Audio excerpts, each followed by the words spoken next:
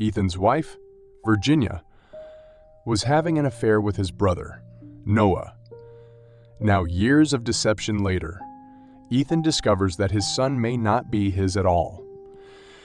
With his family torn apart, Ethan must face the brutal reality as it unravels. He never thought the one he loved would be the one to destroy his family. His brother Noah was never supposed to be a part of the problem. Now, Ethan's life starts spiraling out of control with broken trust and a child possibly not his own. Ethan had always been the dependable one. Thus, growing up in this modest middle-class household, he had become the responsible older brother. At the same time, Noah, his younger sibling, smoothed his way through life on a river of charm.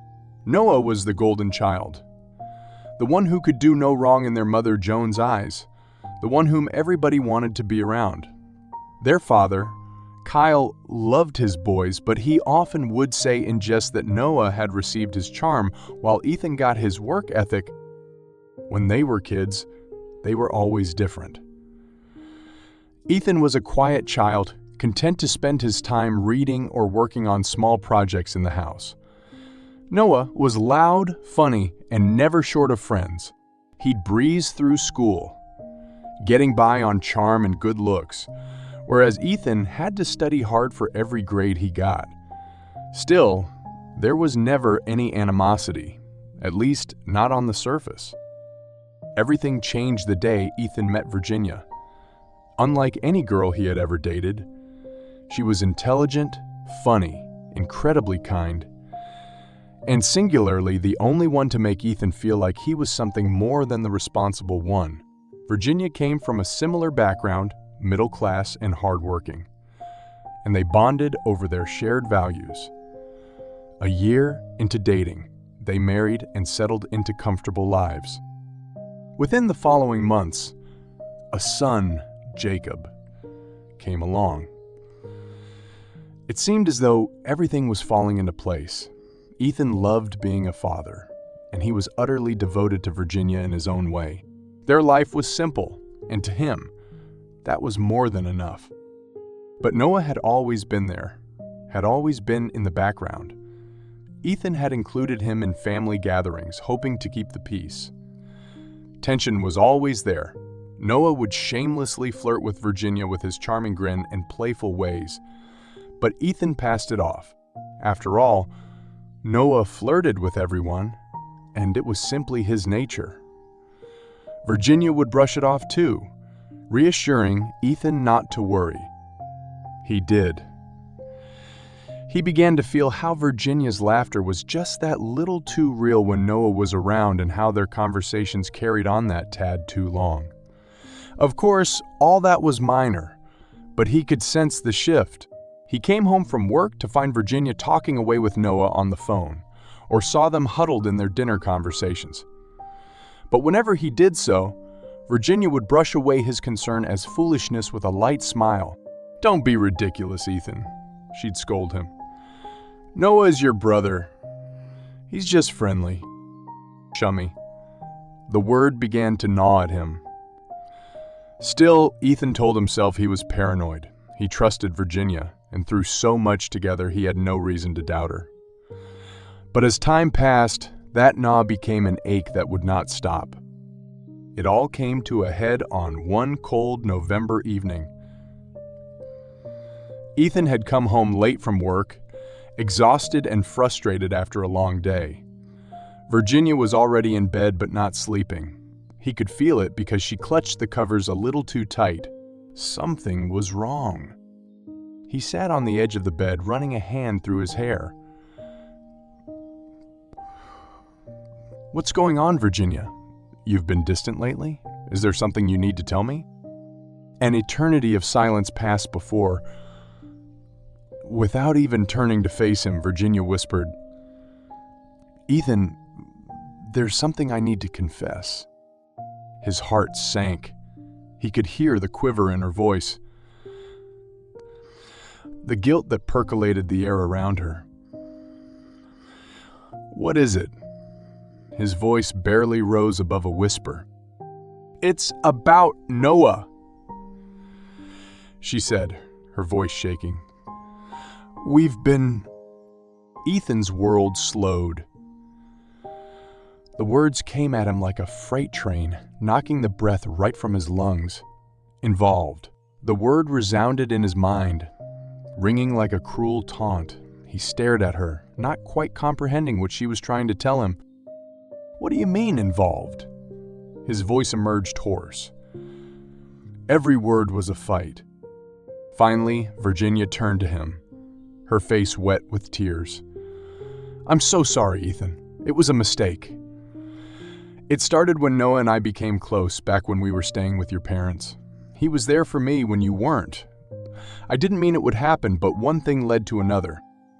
Ethan recoiled, and the ground seemed to drop from under his feet. He was going out of his mind, replaying Virginia's interactions with Noah in painful detail. The laughter, the stolen glances, it had all been so very real, and he had been blind to it. How long? His voice broke, threatening to give way to a torrent of emotions he barely held at bay. How long has this been going on? Virginia hedged. A few years, she whispered. It wasn't just a fling. I thought I could stop, but I couldn't. Ethan felt as though his heart had been torn from his chest. Years. His brother had been sleeping with his wife for years and had no idea. He struggled to his feet, pacing the room in a daze. This couldn't be real. This couldn't be happening. Jacob, he said, suddenly turning to face her. Is he? I don't know, Virginia said, renewing her sobs. I don't know if he's yours or Noah's. The room spun around him. He felt like he was going to be sick. The son he had loved, the boy he had raised since birth, might not even be his. Ethan's hand shook as he sank back onto the bed, his mind reeling to work through it all. I need some air, he muttered as he ran from the bedroom. He was hardly aware of Virginia's sobs as he ran from the house, his mind a whirlwind of betrayal and anger and a heart that seemed to break. Ethan drove for hours trying to wrap his head around what was happening. His brother and wife, the two people he had ever really trusted, had turned on him in the worst possible way. The image of Noah's smug face filled him with a white-hot rage. He had always been the charming one who could get away with anything. And now he had taken the one thing that meant most to Ethan. He couldn't take it. The following day, Ethan sat down with Noah. He entered their parents' house, bursting into the living room where Noah sat. Noah was casual, sipping coffee like nothing terrible had happened. The image of his brother so casual was too much for Ethan. You slept with my wife, he growled. He heard the quiver in his voice as if the anger would spill out instead. Noah looked up, feigning confusion. What are you talking about? Don't play dumb with me, Ethan yelled, clenching his fists into balls at his sides. Virginia told me everything. You've been screwing her for years. How could you do that to me? To your own brother? Noah sighed and set his coffee cup down with an air of indifference. Look, man, it just happened. Virginia and I, we have chemistry. You can't fault me for that. Chemistry? Ethan repeated, horrified. You destroyed my marriage. Noah, you could be my son's father, and that's all you have to say. You had chemistry? Noah shrugged, his smirk casually enraging. I didn't mean for it to go this far, okay? But Virginia, she's always been into me, you know. You've always been the serious one, Ethan. She wanted someone who can have fun. Ethan's blood boiled. He lunged at Noah, clutching him by the collar and slamming him against the wall. Fun? Is that what you think this is? You ruined my life? Their mother, Joan, rushed in pale, faced with shock. Ethan, stop. What's going on? Ethan let go of Noah as he breathed hard. Ask him. Spat, turning away in disgust. Ask him what he did. Exhausted and terrified, Joan's gaze wavered between her two sons. Noah? What is he talking about? Noah wiped his mouth. The refusal to look at his mother stark on his face. It's nothing, Mom. Just a misunderstanding. But Ethan was not going to let him get away with it. He slept with Virginia, Mom, for years. He might be Jacob's father. Joan gasped. She clamped a hand over her mouth. She swung to Noah, her voice breaking. Is this true? Noah hesitated, but the damage was already done. His silence was all the confirmation Joan needed. She sank into a chair, tears welling in her eyes. How could you, Noah? How could you betray your own brother like this? Kyle, their father, entered the room in time to hear the end of the conversation. His expression turned dark with anger as he entered the scene before him. What the hell is going on? Ethan's voice was raw as he explained everything. Kyle's expression got a bit harder with each word. When Ethan finished, he turned to Noah with utter disgust. You're no longer part of this family, Kyle said icily. Pack your things and get out of this house. I don't care where you go, but you're no longer welcome here. Noah's face blanched. Dad, wait. Kyle's voice was like ice. Don't you dare call me Dad. You've disgraced this family. You've betrayed your brother and I won't stand for it. Noah was shaken for the first time. He turned to Joan, who sat with her eyes full of tears, her face a mask of sorrow and disbelief. She too said nothing. She who had always taken his side. The weight of the situation finally dawned on him. But where am I supposed to go? Noah asked, desperation creeping into his voice. I don't have any money. I can't. Kyle's face didn't change color. Not my problem anymore. You made your choices. Now live with the aftermath. Ethan said nothing more. He stood aside and watched his father take center stage. The anger was still there, churning in his gut, but for the first time in his life, Noah had to face real consequences, which in a small way actually satisfied him. He turned to walk back, knowing Noah's desperate pleas were behind him now. Weeks turned into months, and the world, as Ethan had known it, began to unravel. Ethan filed for divorce against Virginia, still reeling from the depth of her betrayal, but practicalities took precedence over pain. A paternity test confirmed his worst nightmare. Jacob was Noah's son. The result cut his heart like a dagger. To think that the child he had loved, the boy he believed was his, belonged to his very bitter enemy. Yet again, with all that anger and the violation of his thoughts, Ethan could not hate Jacob. The boy was innocent in all this. But as much as Ethan tried to rationalize it, he couldn't live with the constant reminder. Every time he looked at Jacob, he saw Noah. His laughter and his eyes were too much. He told Virginia he couldn't be part of their lives anymore. The divorce was bitter, with Virginia fighting for custody and alimony, and even attempting to present herself as the victim. But the fact of her affair weighed heavy in Ethan's favor. Her infidelity had been documented, and with the paternity test, the court ruled in his favor. He was free from her, though the cost had been his family, trust, and peace of mind. But Jacob's absence had left a void that Ethan wasn't ready to fill. Nights felt much longer, and he wasn't hearing his boy's voice yell out for Daddy. It was quieter and emptier, He missed reading him bedtime stories, the peaceful times in the yard, and the sparkle in Jacob's eyes every time he came home. Yet, he knew turning back was impossible. The boy wasn't his, and being part of his life necessarily meant the door would have to be opened to Virginia too. That was just more than Ethan could bear. He needed to let go, even if that hurt.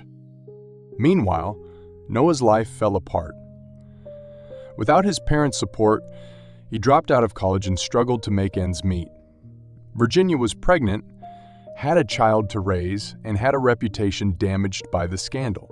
He wasn't exactly in a position to support him either. They moved in together out of necessity rather than love, their relationship strained by guilt, anger, and the reality of what they had done.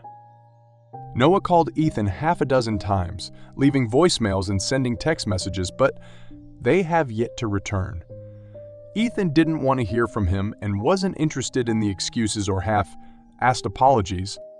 Ethan felt free from Noah's shadow for the first time, but the cost of that freedom was a wound that might never fully heal. Joan and Kyle were divided by two opposing views. As much as Joan missed her young son, how he had betrayed their family was unimaginable.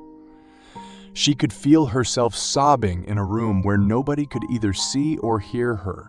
"Where did I go wrong with my sons?" she asked herself often. Kyle was firm, believing that Noah's actions were unforgivable and that he should not be allowed back into their lives. Cracks started to show in their marriage. She couldn't let go of her son entirely, so she secretly sent Noah money and visited him whenever Kyle was away. She couldn't reconcile both emotions inside her, the love for Noah and disappointment in him. That was when the explosive argument occurred once Kyle found this out. If she continued to support Noah, he would leave Joan. In the end, Joan caved in but remained heartbroken. As the months slowly went by, Ethan started rebuilding his life. First, a smaller apartment closer to work. Then he dove head, first into his job. Quiet evenings, curse into his job. Quiet evenings, he was grateful for the peace, but the silence reminded him of what he lost. He started seeing a therapist, as insisted by his father, to work through the anger and betrayal. Slowly, he began piecing a life together, although the scars of what had happened would remain fresh. One evening, while Ethan was reading some work emails, his phone buzzed with a call from his father. His voice was tense, and Ethan answered, expecting the usual small talk from Kyle. "Your brother's here," Kyle said quietly. "He's at the house begging to talk to you." Ethan's chest tightened. It had been months since he'd last spoken to Noah, and the thought of facing him filled him with dread. He did not want to see old wounds opened and did not want to deal with the fallouts all over again. "I don't want to see him," Ethan said flatly. "Tell him to leave." Kyle huffed. "I've tried. But he's desperate, Ethan. He's broke. Virginia's left him, and he's got nowhere to go. I know you don't owe him anything, but maybe it's time to face him, once and for all." He didn't continue staring at the floor. Part of him wanted to go over there, finally, to confront Noah and demand answers to all the questions that had haunted him since the truth came out. But another part of him, the one that barely begun to heal, wanted to stay away from it, not reopen the wound. "I'll think about it," Ethan grumbled, and ended the call. He did not sleep all night. Memories of his childhood with Noah, their fights, and their laughter came pouring in, mingled with the image of Virginia and Jacob. The following day, Ethan had made a decision. He drove to his parents' house, his heart pounding every mile. When he arrived, Noah was sitting on the front steps, looking gaunt and disheveled. His once confident, arrogant demeanor was gone, replaced by desperation. When he saw Ethan, he stood up, his face hopeful. "Ethan, Don't," Ethan said coldly, raising a hand to stop him. "I'm not here to listen to your excuses." Noah's face dropped, but he nodded, staring at the ground. I just wanted to say, I'm sorry for everything. I messed up, man. I've lost everything. Virginia left, Jacob won't see me, and Mom and Dad won't even look at me. I have nothing left. Ethan glared at him a moment longer. Noah's perfect life had crumbled, much as his own had, but Ethan couldn't bring himself to feel an ounce of pity. The pain ran too raw, too deep. "You made your choices," Ethan said softly. "You destroyed my marriage, my family, and now you want what? Forgiveness. It doesn't work like that, Noah." Noah swallowed hard. "I don't expect you to forgive me. I want a chance to make things right." "Make things right?" Ethan scoffed. "You can't. You've done enough damage." They stood silently for a moment, the weight of everything unsaid hanging between them. Then, without another word, Ethan turned and returned to his car. He didn't look back as he drove away. The finality weighed on him as he drove away. It was stifling, crushing him without any hope of recovery. He would never return to mend what was broken, to rebuild even a semblance of family. Noah's tear-filled eyes, desperate in pleas. A mind rebellion he knew was not possible after the betrayal had gone so deep. The damage irreparable. Time passed, and life moved on, but the cracks in Ethan's heart never healed. Occasionally, he'd hear that Noah struggled and Virginia had taken Jacob far away, leaving him alone. But Ethan has yet to reach out. He couldn't. He faced each day trying to convince himself he did the right thing in protecting himself from more pain. Still, the empty apartment, quiet dinners, and lack of laughter from a child's voice reminded him of what he'd lost. His father, Kyle, also distanced himself as he was burdened by the family's collapse. At the same time, Joan is broken by the rift between her sons and goes into a world of sorrow. The former family gatherings were full of warmth and noise, which had given way to silence and absence. Years later, after the word finally came that Noah died suddenly following a brief illness, Ethan did not cry. He did not go to the funeral. But much later that night, he sat alone in his apartment and stared out the window into the cold darkness. For the first time in years, he allowed himself to feel everything that had happened. His brother was lost. His son was never his, and his life could have been. Outside, rain drummed down as hollowly as the emptiness inside him. Ultimately, it was not just Noah who'd gotten lost. It was himself. Ethan had hoped it would improve with time. But some wounds fester and grow more prominent with age, becoming permanent fixtures in your flesh. He knew that in his isolation, there would never be peace.